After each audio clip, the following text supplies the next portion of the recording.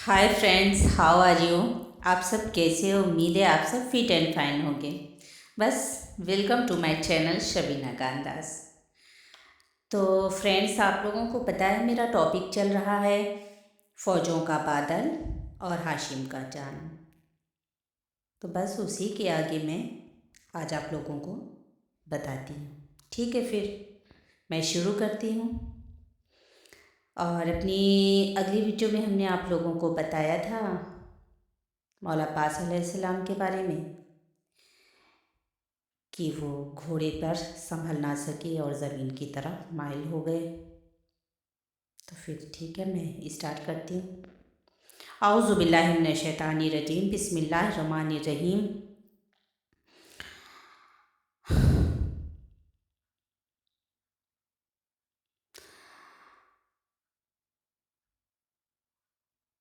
तो फ्रेंड्स, मुझसे मौला अब्बास अलैहिस्सलाम का मसाइब पढ़ा नहीं जाता। बहरहाल मैं अपनी पूरी कोशिश करती हूँ पढ़ने की। तो जब जालिम ने एक ज़ोर से गुर्ज मारा कि घोड़े पर संभल ना सके और ज़मीन की तरफ माइल होते हुए गिरते गिरते बाआवाज़ बुलंद मौला को पुकार कर कहा, अलैका मिन्नी अस्सलाम या अबा अब्दिल्लाह या आखा हो अदरिकनी आखा, भैया भाई की खबर लीजिए। इतना कहा और खाक पर आ गए। इमाम हुसैन के कानों तक अब्बास की ये आवाज़ पहुँची तो आप कमर पकड़ कर बैठ गए। आवाज़ दी, अला इन कसरी ज़हरी व क़िल्लता हीलती व शमियत बी उद्दवी।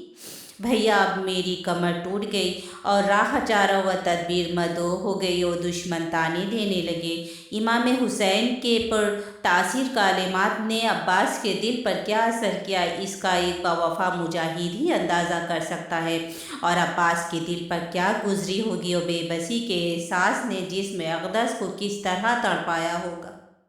ज़ख्मों के बाद होश हवास का सलामत रहना अब्बास ही जैसे दिलो जिगर के काम था। सीने में तीर, आँख में तीर, सर पर गुर्ज, मग़ज़ सर पारा पारा, शाने कटे हुए। और उसके बाद इस कदर बाहोश कि इमाम की तशरीफ़ आरवी पर हाशमी अखलाक और इस्लामी आदाब का मुकम्मल मुज़ाहरा कर रहा है। इमाम हुसैन ने मुजाहिद की आवाज़ सुनी और मैदान का रुख किया। टूटी हुई कमर, मैदान का रास्ता, दुश्मनों का नरगा रास्ता क्यों कर तय हुआ हो और इमाम मज़लूम कैसे सरहाने पहुँचे, ये मसाइल मखसूस क़ल्ब व नज़र और एहसास कमतरी दिल व जिगर के तलब हैं। रास्ते में अब्बास के दोनों हाथ भी मिले और आपने घोड़े से उतर कर उन्हें सीने से भी लगाया। इमाम हुसैन के नफ्सियाती तासीरात का जायज़ा लेते हुए एक लम्हा के लिए अब्बास के मसाइब पर भी नज़र करना होगी। जो लातादाद ज़ख्मों के मासूम अब्बास के सबसे बड़ी मुसीबत ये थी कि दोनों हाथ कलम हो चुके हैं और सर ज़ख्मी है और मग़ज़ सर पारा पारा हो चुका है।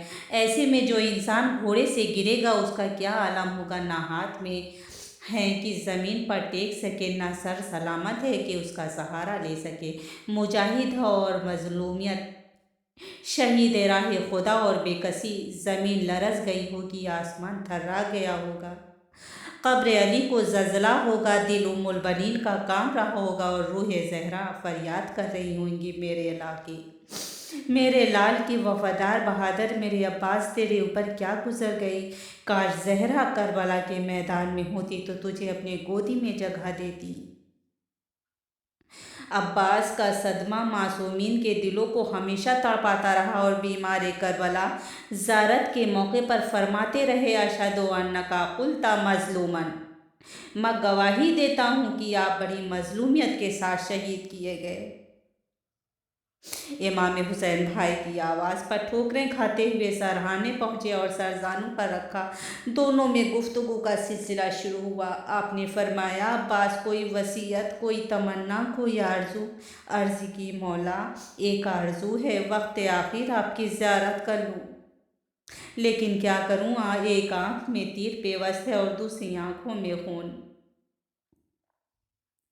देखने से बिल्कुल मजबूर हैं। इमाम हुसैन ने खून को साफ किया और अब्बास ने जमाल इमामत की ज़ियारत की और वसीयतों का सिलसिला शुरू हो गया। مولا میری لاش کو خیمے میں نہ لے جائیے گا، مجھے سکینہ سے شرم آتی ہے، میں نے بھتیجی سے پانی کا وعدہ کیا تھا اور اسے وفا نہ کر سکا۔ امام حسین سر جھکائے بیٹھے رہے، چند لمحے گزرے تھے کہ آخری ہچکی آئی اور عباس نے اب ہمیشہ کے لیے دنیا کو چھوڑ دیا۔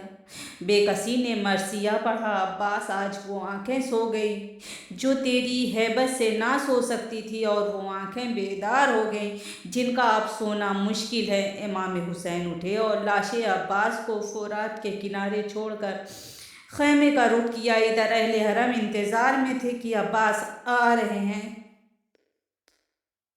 بچے مچل رہے تھے کہ پانی آ رہا ہوگا، سکینہ بچوں کو تسکین دے رہی تھی کہ اب پانی ضرور آئے گا، اب میرا چچا پانی لینے گیا ہے کہ اچانک در خیمے پر مولائی آواز آئی۔ سکینہ دوڑ کر دروازے تک پہنچی، خیمے کا پردہ اٹھایا، کیا دیکھا کہ چچا کے بجائے بابا کھڑے ہیں۔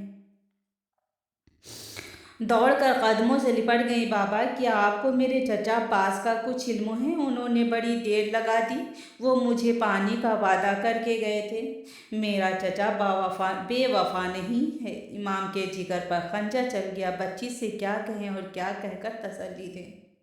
مظلومیت نے پکار کر کہا، سکینہ اب چچا کا ذکر نہ کرو، چچا فرات کے کنارے ابدی نیند سو رہا ہے۔ ہائے میرا مظلوم امام، افسوس کہ لڑنے کی اجازت نہ ملی، ورنہ دریا کوفہ در خیبر ہوگا۔ افسوس کہ مرنے کی اجازت نہ ملی، ورنہ در کوفہ در خیبر ہوتا۔ یاد آتے ہیں حضرت عباس جب کوئی آسرا نہیں ہوتا۔ والسلام، خدا حافظ۔